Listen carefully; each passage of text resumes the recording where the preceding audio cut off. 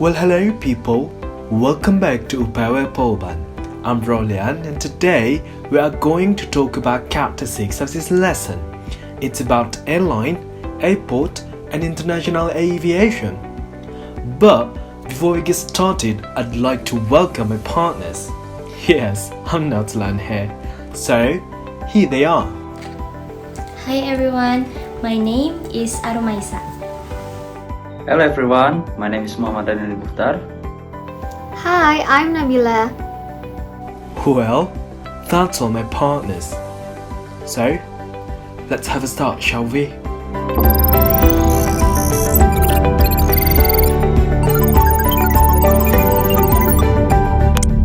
Air transportation is an essential ingredient of tourism development, especially at an international scale where destination choice may be more constrained by time, cost, and accessibility factors.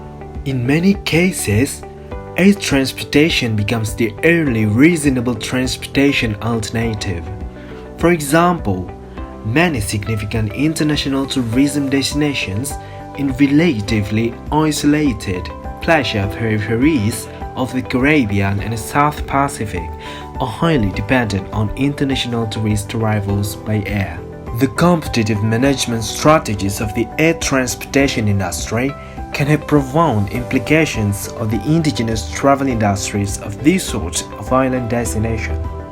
Even major tourism destinations in Northwest Europe and North America have depended to some extent on the development of the jet engine and wide-bodied aircraft, because transportation innovations like this essentially ushered in an era of mass tourism in places like Florida, Greece, Hawaii, and Spain. Before we discuss further issues, it is better for us to fully understand general terminologies related to aviation provided by Wikipedia. Aviation is the design, development, production, operation, and use of aircraft, especially heavier than air aircraft. Aviation is derived from avis, the Latin word for bird. Well, this is the tree diagram of civil aviation. Civil aviation includes all non-military flying, both general aviation and scheduled air transport. Next, general aviation includes all non-scheduled civil flying, both private and commercial. General aviation may include business flights, air charter, private aviation, flight training, ballooning, parachuting, gliding, hang gliding, aerial photography, foot-launched power hang gliders, air ambulance, crop dusting, charter flights, traffic reporting, police air patrols, and forest firefighting. Each country regulates aviation differently, but general aviation usually falls under different regulations depending on whether it is private or commercial and on the type of equipment involved. Next, the military aviation.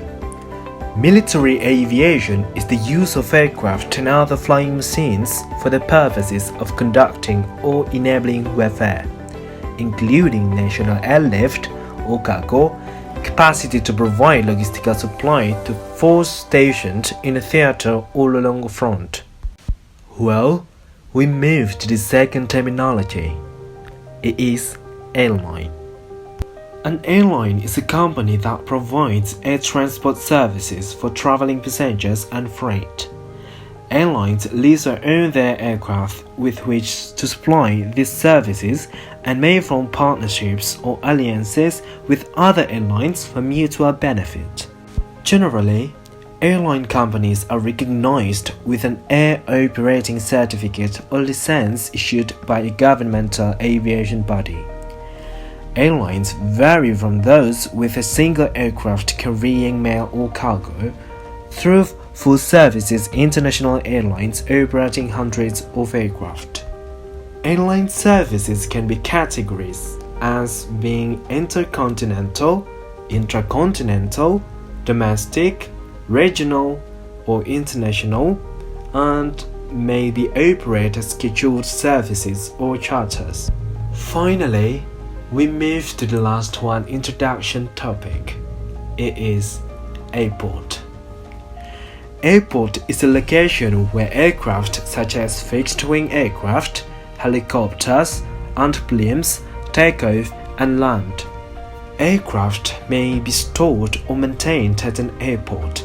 An airport consists of at least one surface such as a runway for a plane to take off and land, a helipad, or water for takeoffs and landings, and often includes buildings such as control towers, hangars, and terminal buildings. Larger airports may have fixed base operating services, seaplane docks and ramps, air traffic control, passenger facilities such as restaurants and lounges, and emergency services. A military airport is known as an airbase or air station. A water airport is a water aerodrome or an area of open water used regularly by seaplanes or amphibious aircraft for landing and taking off, usually with passenger facilities on adjacent land, which acts as an airport. Now, we move to the next topic. It's about the role of the airport as a tourist terminal facility. For tourists, airports must be one of the most highly developed and complex environments that they will experience. Airports operate as well-developed systems where a wide range of tourist interactions occur. At a simple level, the airport is a point of processing for travel to a destination through to a highly developed shopping and retail environment. Other analogies of airport as postmodern citadels of tourism and consumption have led commentators to examine the architecture, certain design features and careful management measures devised to encourage consumers to spend their money, with layouts designed to nurture a captive audience. Airports are more than just transport termini, where tourists transfer from a ground-based form of transport to air-based forms of transport. In larger capital cities, airports are major integrated transport hubs with a wide range of feeder routes by public transport and road, including other air travelers in transit, who are sorted, sifted, channeled, and directed towards departing flight as a part of their tourism experience. Airports have changed out of recognition from the early 1930s origins where they were simple buildings that provided a waiting area for flight. Today, they are multi-million-pound businesses with vast capital investment in transport infrastructure to facilitate the air travel function, as well as a large number of other functions, including retailing, support services, car hire, onboard travel by other modes of transport, and large car parking facilities, as well as a cargo function. The roles of the airport nowadays have been cited by some scholars. Some focus on the image of the passengers, some focus on the services and activities, and some others focus on both activities. So, that's all the roles of the airport, adapted from page 27. The future roles of the airport will be harder and more complicated. Apart from the roles that have been cited in Table 6.1, new rules, safety, security, and environmental concerns have been added. Now, a number of agencies within and outside of airports is responsible for passenger safety on the ground and in the air. At the airport, the principal concerns are associated with ensuring the integrity of the perimeter fence and that intruders do not penetrate the security cordon. Further, airports should be responsible for the environmental effects due to their overall activities which are affecting those people who live close to airports or on the flight paths, emissions that affect the built and natural environment, increased land take from new development, especially where greenbelt land or ecological sensitively areas are affected, additional congestions as a result of additional passengers traveling to the airport. The international airline industry, the airline industry developed as a commercial enterprise during the 1930 as technology advanced in aviation enabled companies to develop regular passenger service, cross-subsidized by the provision of freight and air postal service. In the post-war period, modern-day air transport emerged as an international business, providing service and product for a diverse group of users including scheduled and non-scheduled transportation for air travelers and cargo transportation for business. Trend in the airline industry. In the new millennium, the airline industry in its broadest form as shown in figure. The scale of growth in air travel has been phenomenal since the 1960s, and the air transportation action group, a lobby group for the aviation sector, has used a list of factors have been used to explain this growth. Include the factor of the growth as follows. Number 1, falling risk cost of air travel. Number 2, increased international trade and economic activity which necessitates travel. Number 3, rising disponible incomes, the money a person has available to spend after paying tax, pension contribution. Number 4, political stability. Number 5, a gradual relaxation of travel restrictions in many countries. Number 6, greater time and tourism promotion. Number 7, reaching a transportation liberalizing. Number 8, new country with low level of air transport activity expanding their travel volume. Managing the airline industry, the aviation sector has expanded and continues to undergo rapid change. Adapting to such change is key challenge for management so that I can ensure profitability. Many airlines began life as state-owned enterprise, and this indicates the need for massive investment. Since the airline industry is very capital intensive, requiring and steady,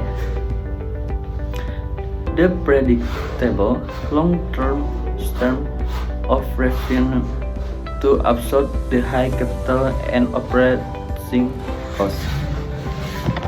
Airline management requires airline balancing those issues they have to deal with no one today, basis operation issues, and longer term basis. Together with their marketing and reality, the management process for airline companies is an ongoing activity that requires a predetermined structure within the organization to ensure that all the business activities are adequately integrated to meet the needs of its internal customer and the external business need. Regulating international air transport, debate reports that in the past few decades, the contemporary air transportation industry has experienced radical shifts in the regulatory regime that once set airfares and authorized air routes, and this change have implicitly shaped the flow of tourists from origin to destination markets. The deregulation of airline markets in the USA and the European Union, the development of international open skies agreements between countries like USA and Netherlands, Also, the emergence of powerful strategic alliance networks between carriers have all increased airline management freedom to restructure route networks. Regulations set minimum standards for operating aircraft, and non-economic regulations are designed to cover the safety and operational guidelines for airline service. There are regulations concerning, for example, the first one, the airworthiness of aircraft, their maintenance and overhaul, and the training of engineers who undertake this work. Number 2, the number and type of flight crew and cabin staff required on specific types of flight together with their qualification and training. Number 3, the aviation infrastructure such as airports, meteorological service, and route navigational facilities and safety standards. Technical and safety standards are developed and policed by civil aviation bodies in each country. Technical standards and safety procedures are incumbent upon airlines managers, and adhering to high standards of technical expertise and safety is now seen as essential to maintaining a competitive advantage. Next, we have airline marketing is a role and recent. Innovation growing global competition in the air travel market has meant that the 1990s were the decade of the air traveler as a consumer.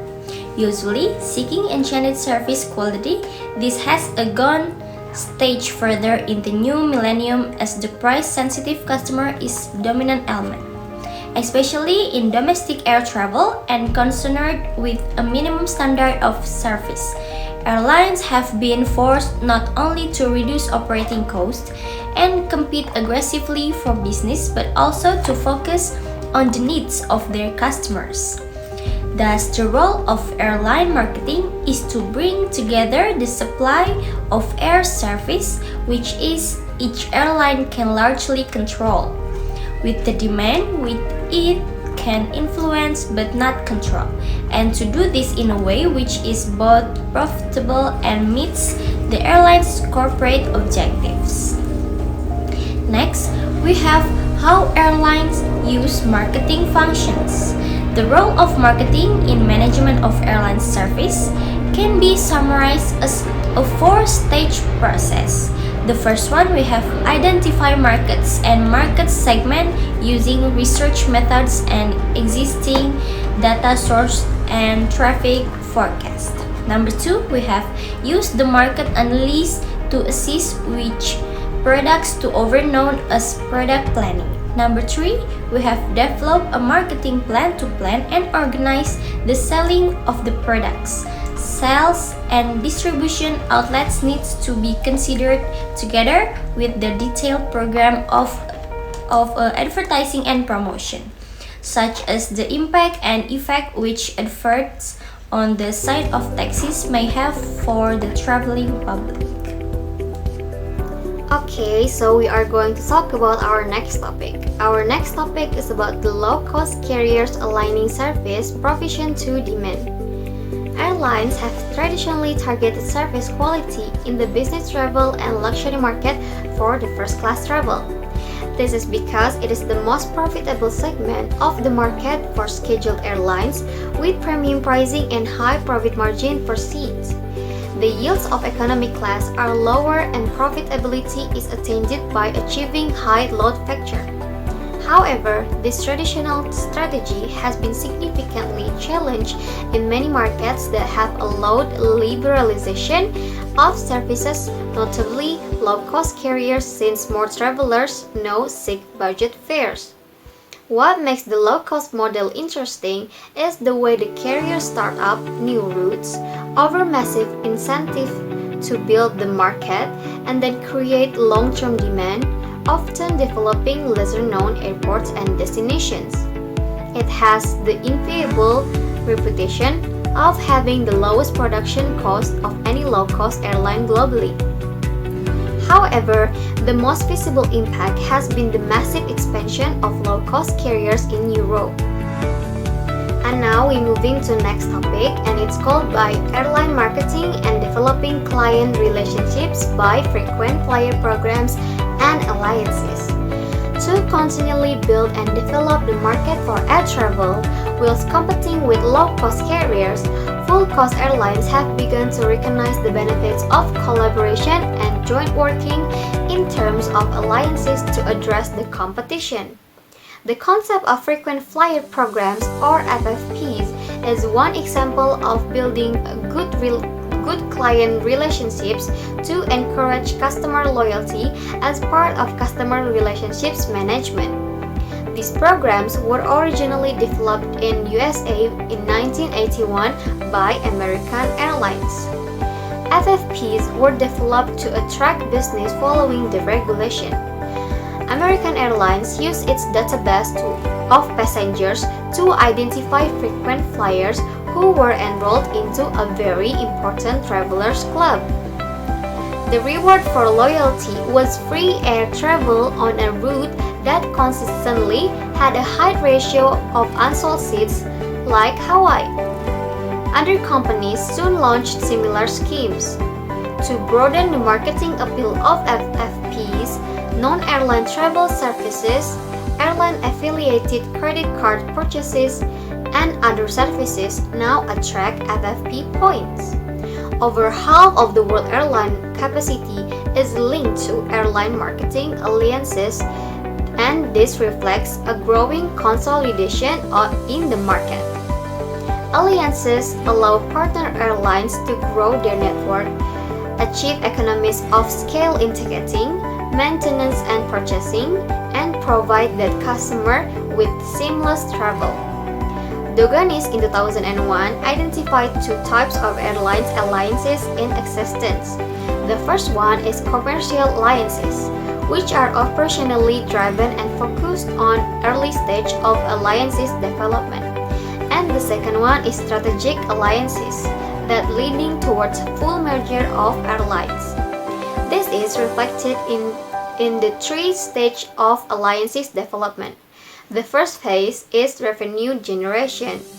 The second phase is the alliance is cemented together in order to make cost savings. And in the last phase is joint venture situation. The emergence of alliances reflects a more sophisticated business approach to airline development.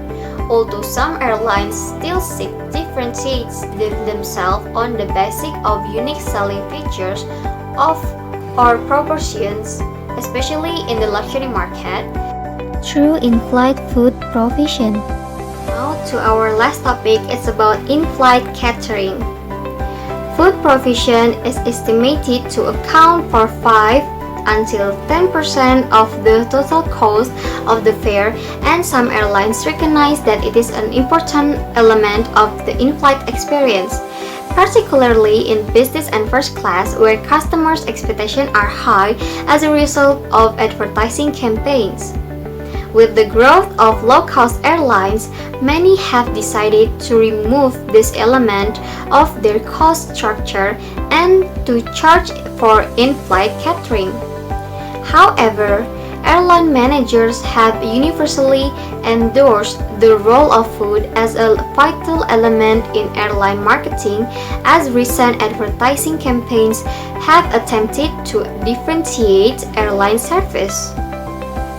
The British Airways, for example, have their signature style over a clear directional message for our in-flight food strategy.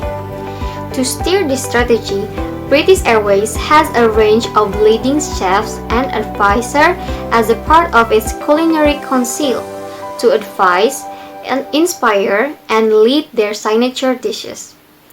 This is a completely different approach to that of the low-cost airlines, which have downgraded food provision in many cases to snacks which are free or to be purchased.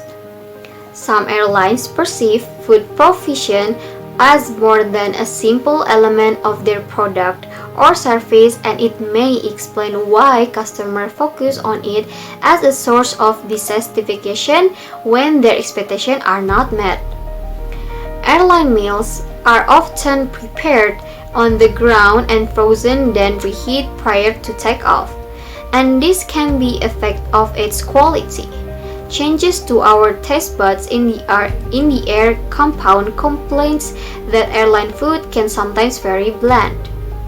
In the USA in 2005, Northwest Airlines replaced its domestic in-flight food provision with a range of snacks for $3 for a smart snack box and $5 for breakfast or lunch or dinner.